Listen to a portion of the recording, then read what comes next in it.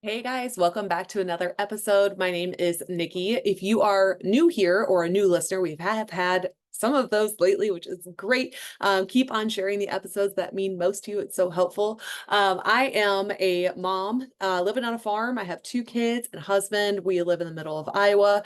I am a fitness and nutrition and health, enthusiast, I guess you could say. I have not always been that way. I found health and nutrition after my kids were born. I was actually quite unhealthy before that. So I've kind of been all over the map as far as my own journey has gone, which has really set me up to be able to help multiple people out there like yourself, because I've likely been in your shoes in one form or another. So it's been really fun. I've made it my passion to really help people find, the root causes of things, try to really find actual results, find ways to sustain them and maintain them. We work on everything from physical, health, nutritional health, all the way to mentality and emotional things because it's all tied together. So actually today's podcast episode is something that I have that's really near and dear to me because I feel like a lot of people out there also struggle with this same topic. So we're going to talk about emotional triggers today. It's something I've been talking a lot about in my Facebook community, which is also linked if you want to join that for free. All kinds of fun stuff goes on in there, but we've been talking about that a lot this week. And it's something I haven't talked about in a while because honestly, I haven't struggled with it in a while. And it came to you know, my mind that I hadn't discussed it with you. And I thought that it was something that you might benefit from. So, emotional triggers, what does that mean? So, what I mean by finding your emotional triggers is often when we lose control of ourselves around food. That's awesome. That's typically what I run into with people that I work with is that they're running out of control around food and they find themselves just standing in front of the fridge eating everything or the pantry eating everything, all their kids' snacks out of the snack cabinet, that kind of thing. And then suddenly the entire bag of chips is gone, or all of the Oreos are gone, or the entire pint of ice cream is gone, and they don't know what happened. And that used to be me. And so these triggers, though, they can go for other people too, and they can go for other instances. It can go to, alcohol, go to drugs, go to sex, that kind of thing. And I'm not qualified to really discuss those types of things and how to manage them. But as far as the nutrition aspect goes and how your brain kind of thinks is, or how it's wired, how that kind of stuff goes, I do feel very confident that I'm able to explain at least the basics to you so you understand how you're thinking, how you're reacting, and how to probably or possibly try to change it and what I've done to help change it for me. So, emotional triggers, certain things can set those off. So, it's really, really important to kind of work backwards. Think about the last time that kind of lost control. And we're just going to go with food because that's the majority of, who's listening is struggling with is they lose control with food. And so when you think back to the last time you lost control of food, maybe it was yesterday, maybe it's right now, maybe it was 6 months ago, whatever the case is, we need to think about what caused you to be in the mindset to lose that control. There's a number of things that can affect this, like under eating, and over exercising, not getting enough sleep, that kind of thing. But when it comes down to emotional triggers specifically, this is something that we need to really think about too, because it could be that you seem to struggle every single Sunday, right? And that's because you're dreading going to work on Monday. You have the Sunday scaries. I've seen that be a case for a lot of people, or even teachers. They take the summer off, and then all of a sudden comes August 1st, the beginning of August, we're going back to school soon. Now, all of a sudden, we feel like we can't control ourselves because we have to go back to work. We have to go back to this routine. We have to go back to these people. We have to go, all the things that scares you, makes you nervous. A lot of it is specific relationships. That's where I really found most of my triggers resided and came from was from very specific relationships. So if I was around certain family members too much, I would find myself getting triggered to have all these junk foods and things like that. Specifically chocolate covered pretzels is my biggest weakness.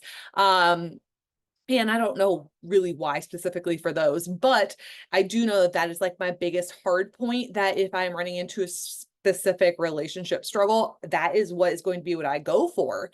And I would find myself just wanting it. And so very specific relationships, if there's like somebody that really stresses you out or you have a lot of difficulty with or something like that, that can be one that really starts to trigger.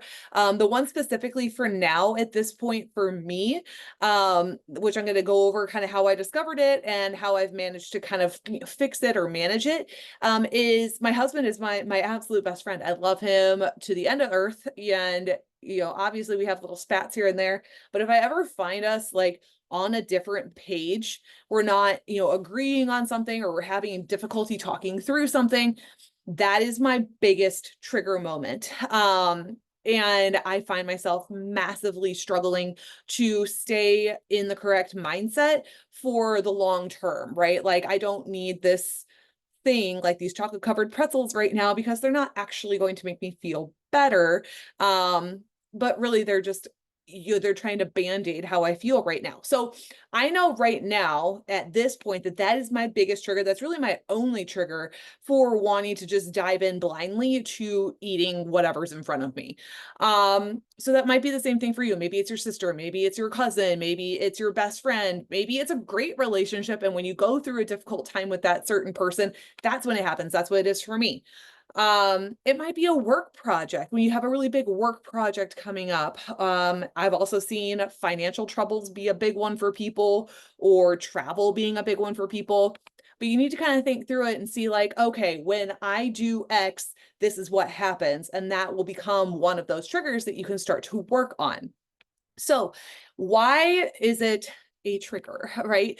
So what happens in your brain when we have something good, right? So things that will cause a dopamine response. Dopamine is our happy hormone. It's a chemical response in our brain that happens when we do something that makes us happy or feel good. So that's why I like having an orgasm during sex. That releases a hit of dopamine. That's why people want to get to that point, because it's a dopamine release. It makes you feel good. It's happy.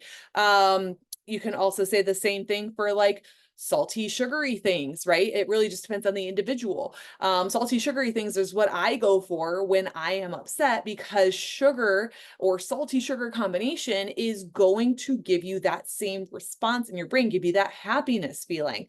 And when your brain gets that happiness hit, so anything that you do that makes you feel good, makes you feel happy. It's going to also be people that like to go for a run, right? So that's what it can become too, is that running will give you that high of that dopamine. Regardless, whatever your vice is when you're feeling upset, it's going to go to give you a habit that is going to give you a dopamine response to feel better. So the problem is when it's a food response, which, like I said, is most of the people in here is going to be their struggle. Often that food is like ice cream, or it's chocolate covered pretzels, or it's cookies, or it's fast food, or whatever. And when that's the case, those foods really aren't going to benefit us, right? And we get this hit of dopamine, which is like our feel good hormone. And your brain is wired to remember the pathways to get to happiness. So if you're feeling sadness about something, or pressure about something, or sad, or just whatever it is that's triggered you to feel not happy, then your brain is going to remember what it did or what you consumed at a certain point to create a happiness feeling. And therefore it's a habit, right? What your brain has these wired pathways. And when we feel sad, it goes, go eat the thing, right? And so it's very, very hard to turn that off when you have that feeling, because your body doesn't like to feel sad. Your brain doesn't like to feel sad. It hurts. And your body's like, hey, we can feel better if we do this. But the problem is with like food, say for me, right? Like if Rob and I are having a disagreement, is me having chocolate covered pretzels going to give me long-term happiness? No, it's going to give me a quick hit of dopamine. I'm going to be sad again 15 minutes later. It is such a trick that your body can play on you, that your brain can play on you. So, how I figured out that this was mine, by the way. So, I often take the kids back to see my parents during the summer without Rob. And we go to like the county fair, because that's what I grew up doing. So take the kids to do the things, and Rob stays here and has like a weekend to himself kind of deal. And it works out great. But this one specific time went back to the fair. He and I were texting, something got misconstrued or whatever. We were having a disagreement and I couldn't fix it. And we like obviously got through. This was years ago. I don't even know what it was about, but we got through it. But I found myself at the county fair in line at the food truck that sold chocolate covered pretzels, and I didn't even know how I got there. All I knew is that I needed something sweet. I needed something sweet, quote unquote, to make me feel better in the interim. And that's when it was a light bulb moment. That's my trigger. I need to fix the issue with Rob in order for me to not trigger and go eat a whole bunch of junk. That makes sense. And so we often will avoid the issue that's at hand because it's hard, right? You don't want to really talk about the financial issues. You don't want to go back to work. You don't want to go back to school if you're the teacher going back to school. You don't want to have the hard conversation with your spouse, whatever it's about. You don't want to do those things because they're hard, they're confrontational, they cause more sadness, they cause more emotion.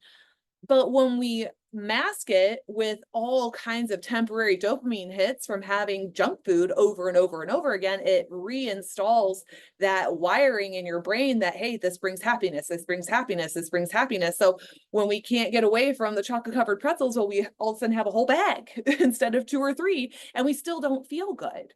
Right. But your brain has gotten all these little hits of feeling good that it thinks that we need to keep going with that. And so what I've really discovered is that if you struggle with this too, and you've kind of figured out what your triggers are after thinking back and thinking through, you know, you can really start to attack how you react and respond because you can rewire the neural pathways in your brain. And it's really, really fantastic. It's very cool, but it also takes a lot of time because, as we know, habits take a while to build. They also take a while to break. And these habits that have been instilled time and time and time again really take a long time to break because they're just like subconscious responses at this point.